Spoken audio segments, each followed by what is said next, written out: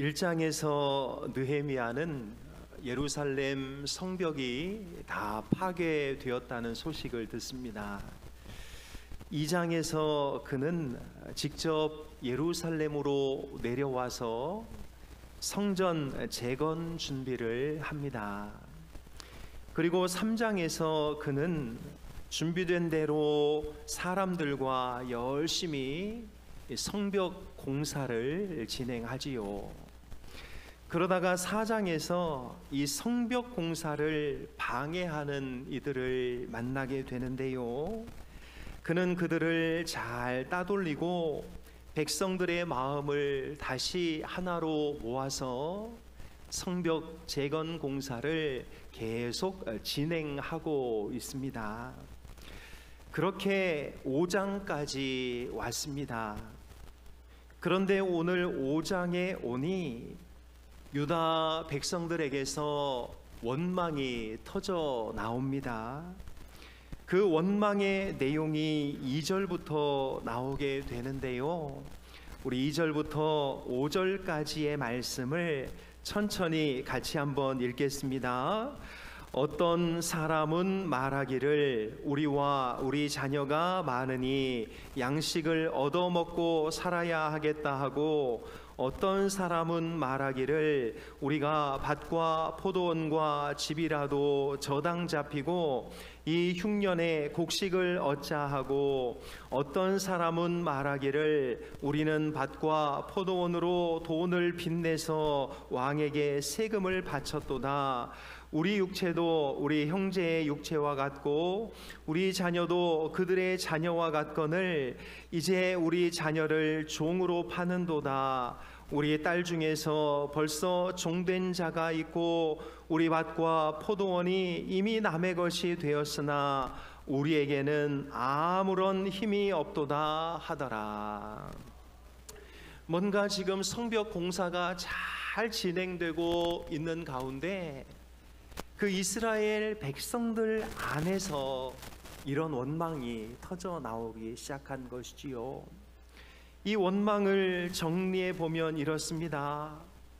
우리 곡식이 다 떨어져서 지금 쫄쫄 굶고 있다. 밭과 포도원을 담보로 잡히고 이제 곡식을 얻어야 할 그런 처지다. 세금을 내기 위해서 이미 밭과 포도원을 저당 잡혔다. 이미 밭과 포도원이 다른 사람의 손에 넘어갔고 심지어 우리 자식들이 종으로 팔려갔다. 이런 것이었습니다. 그런데 이 일이 누구 때문에 일어나고 있습니까? 1절은 이렇게 말하고 있는데요. 같이 읽습니다. 그때에 백성들이 그들의 아내와 함께 크게 부르짖어 그들의 형제인 유다 사람들을 원망하는데, 그의 형제인 유다 사람들 때문에 돈이 많은 이 유다 백성들이 가난한 동족에게 돈을 빌려주고 터무니없는 이자를 받아 챙겼기 때문에 이런 일들이 벌어지고 있다는 것이지요. 이 소리를 듣고 느헤미야는 화가 났습니다. 6절에 보니 내가 백성의 부르짖음과 이런 말을 듣고 크게 노하였으나. 왜 화가 났을까요? 사람의 눈에 보이는 저 돌성벽, 저 돌성벽이 지금 무너져 있는 것보다 눈에 보이지 않는 마음의 성벽, 가난한 사람들은 가난한 사람대로 그 마음이 지금 다 허물어져 있고, 부자들은 부자대로 이미 그 마음의 성벽이 다 망가져 있는 이 현실을 보니 느헤미야는 화가 치밀어 올랐던 것이지요. 그런데 여러분, 오늘 마지막 절을 보면 이런 상황에서 백성들의 반응이 이렇습니다. 우리 5장 13절 후반절 말씀인데요, 같이 읽습니다. 회중이 다 아멘하고 여호와를 찬송하고 백성들이 그 말한 대로 행하였느니라. 느헤미야가 화가 치밀어 올랐지만 그 중간중간에 어떤 일을 행하였더니 나중에 백성들이 아멘하고 찬송하고 하나님을 찬송하는 일들이 벌어졌다는 것이지요. 그렇다면 여러분, 느헤미야는 이 마음이 무너진 백성들을 위해서 어떤 일을 하였을까요? 첫째로 그는 모든 것을 멈추고 가난한 사람들에게 관심을 집중하였습니다.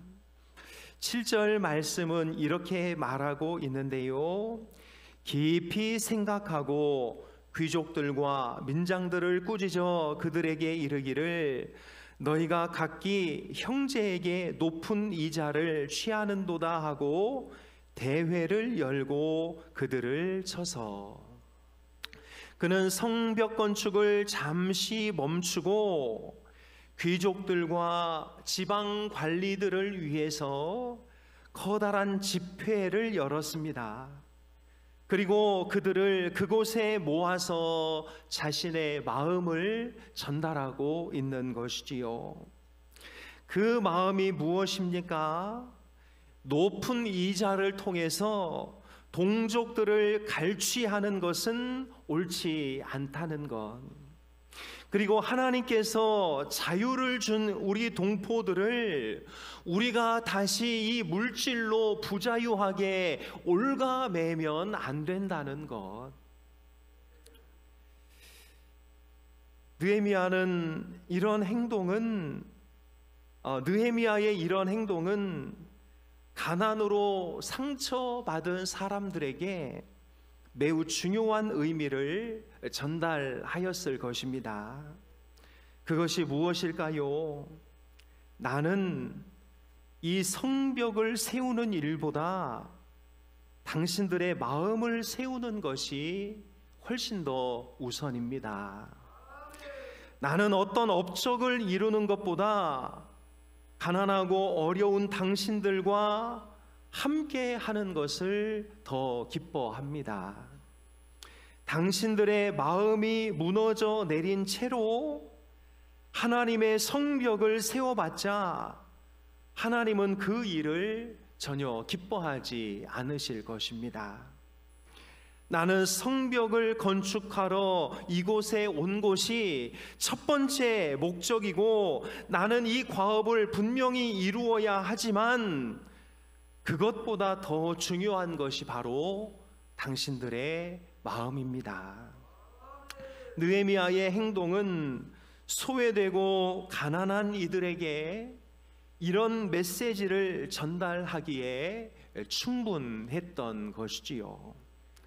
사랑하는 여러분, 연약한 이들의 마음을 무너뜨리면서 어떤 업적을 이루는 것이 하나님 앞에 무슨 의미가 있을까요? 내 가족이 상처를 받는데 어떤 일을 잘 이루어 가는 것이 무슨 의미가 있습니까? 우리 교우가 그것을 무척이나 싫어하고 있는데 그것을 억지로 이루었다고 해서 그게 하나님 앞에 칭찬받을 일일까요?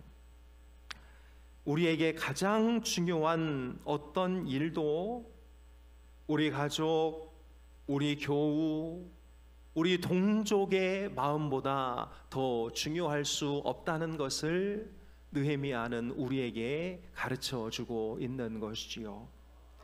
특히 가난하고 어렵고 힘든 사람들이 그 공동체에서 중요한 존재로 자리 잡지 못한다면 그 공동체는 오래 가지 못한다는 것을 느헤미야는 우리에게 가르쳐주고 있습니다.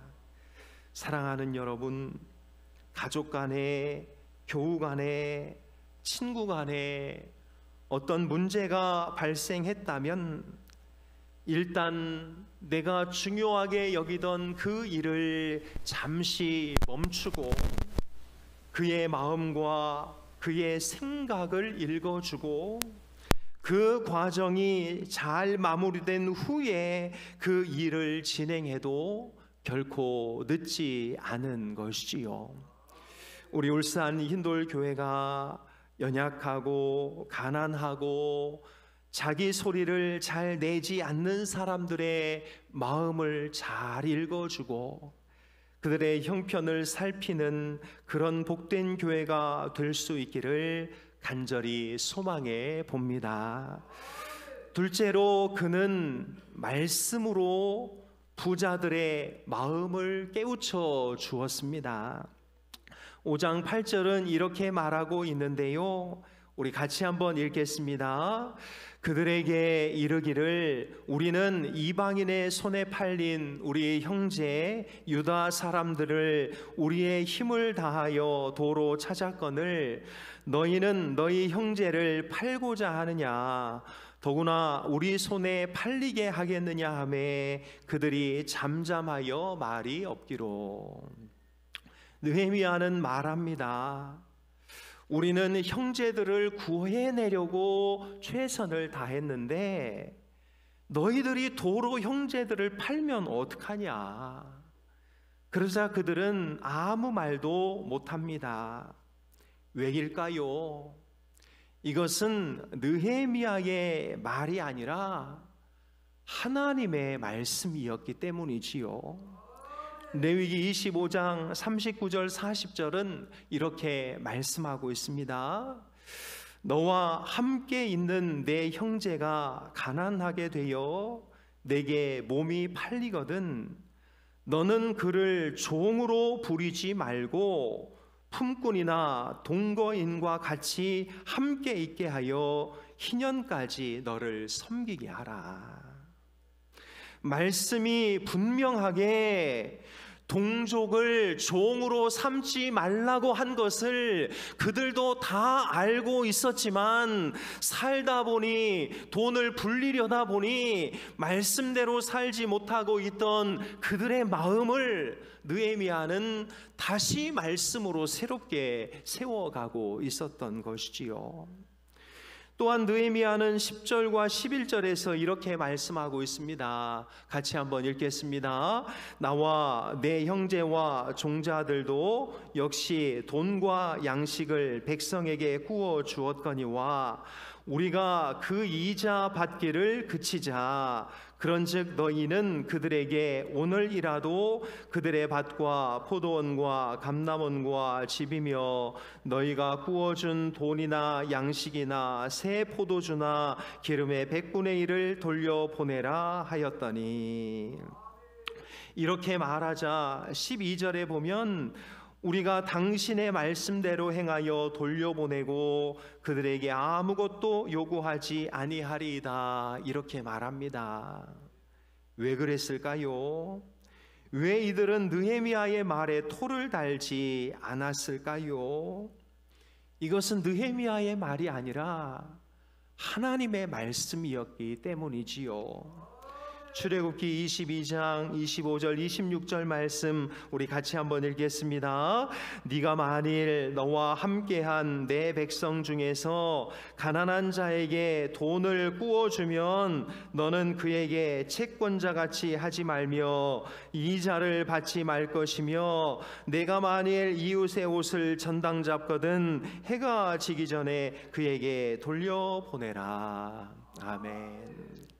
느헤미야는 지금 이 부자들이 하는 행동들을 하나님의 말씀으로 하나씩 이렇게 가르쳐주고 깨우쳐 주므로 너희들의 지금 이 행동은 하나님의 말씀과 맞지 않다는 것을 차근차근 가르쳐 주고 있었던 것이지요. 사랑하는 여러분, 말씀이 답입니다. 말씀이 기준입니다. 말씀대로 해야 모두가 살고, 누구라도 말씀을 어기기 시작하면 그 공동체가 아픔을 당하는 것이지요. 말씀처럼 형제를 돈으로 묶거나, 형제를 내 권위로 묶거나, 형제를 내 힘으로 묶는 그런 공동체가 아니라, 말씀에 따라 서로를 풀어주고 해방시키고 자유를 주는 그런 거룩한 공동체가 될 수 있기를 주님의 이름으로 축복합니다. 셋째로, 그는 부자들로 하여금 즉시 짐을 풀어주도록 하였습니다. 13절 말씀인데요, 같이 읽습니다. 내가 옷자락을 털며 이르기를 이 말대로 행하지 아니하는 자는 모두 하나님이 또한 이와 같이 그 집과 산업에서 털어버리실지니 그는 곧 이렇게 털려서 빈손이 될지라 하매 회중이 다 아멘하고 여호와를 찬송하고 백성들이 그 말한 대로 행하였느니라. 느헤미야는 자기 옷의 주머니를 털어내면서, 만약 오늘 우리가 한 이 약속을 지키지 않는 사람은 하나님께서 그 집을 이렇게 털어버리고 그 직장을 털어버려서 빈손이 되게 할 것이다, 이렇게 말하였습니다. 여러분, 이것은 느헤미야가 백성들을 저주하고 윽박지른 것이 아니라, 우리 결정했으니 우리 뒤로 미루지 말고 지금 바로 이 일을 행하자, 우리 이 일을 뒤로 미루다 보면 또 못할 일이 생기니까 우리 그것을 행하자, 이렇게 말한 것이지요. 그러자 백성들이 다 아멘 아멘 하면서 그 말한 대로 즉시 이 일을 행하는 것을 보게 됩니다. 여러분, 희망 고문이라는 것이 있지요. 분명히 해준다고 했는데 그 시간이 늦어지면 그 희망이 오히려 고문이 되어 버립니다. 분명히 내가 억압을 풀어준다고 했는데 그 시간을 알지 못하면서 그 시간을 막연히 기다려야 하는 사람에게 그것은 고통과도 같은 것이지요. 그러니 느헤미야는 우리 결정했으니 우리 가난하고 어려운 사람들에게 희망 고문 같은 거 하지 말고 지금 당장 실천하자, 이렇게 말하고 있는 것이지요. 여러분, 다음에 하겠다는 것은 하지 않겠다는 것입니다. 생각해보고 하겠다는 말은 나 그거 별로 관심 없다는 말입니다. 다음에 기회가 되면 우리 만나자 하는 말은 그냥 만나면 좋고 안 만나도 상관없다는 말이지요. 그러나 지금 만날까? 지금 할까? 내가 어디로 갈까? 이것은 내가 지금 너를 간절히 만나고 싶다는 표현인 것이지요. 사랑하는 여러분, 하나님의 말씀이 떨어질 때 언젠가 해야지, 나중에 해야지, 기회되면 해야지, 상황되면 해야지, 이것은 하지 않겠다는 것입니다. 하나님, 작지만 지금 작은 것이라도 내가 하겠습니다 라는 그 결단이 있을 때 우리에게 하나님의 뜻과 하나님의 말씀이 싹트고 열매 맺게 되는 줄로 믿습니다. 사랑하는 여러분, 풀어줄 것이 있으면 지금 풀어주십시오. 그냥 탕감해 줘야 할 것이 있으면 지금 바로 탕감해 주십시오. 만약 갚아야 할 것이 있으면 지금 갚고, 주어야 할 것이 있으면 미루지 말고 지금 주십시오. 이것이 바로 오늘 느헤미야가 연약한 이들의 원망을 풀어주는 방법이었습니다. 말씀을 정리합니다. 우리 주변에는 지금도 마음이 무너진 사람들이 많이 있습니다. 인생이 힘들고 어려워 원망과 한숨을 쏟아내는 사람들이 있습니다. 우리 가정에도 있고 우리 교회 안에도 있습니다. 내 이웃과 내 친구들 중에도 있습니다. 느헤미야는 오늘 그들에 대한 우리의 태도를 가르쳐주고 있는데요. 일단 모든 것을 멈추고 그들에게 집중하라고 말합니다. 우리가 먼저 말씀 앞에 바로 서서 말씀대로 살아가라고 말합니다. 우리가 풀어야 할 것이 있으면 먼저 즉시 풀어주고 용서할 것은 바로 하라고 권고하고 있습니다. 우리 울산 힌돌교회가 약한 이들의 한숨이 사라지고 억울한 이들의 호소가 줄어드는 복된 교회가 될 수 있기를 주님의 이름으로 축복합니다.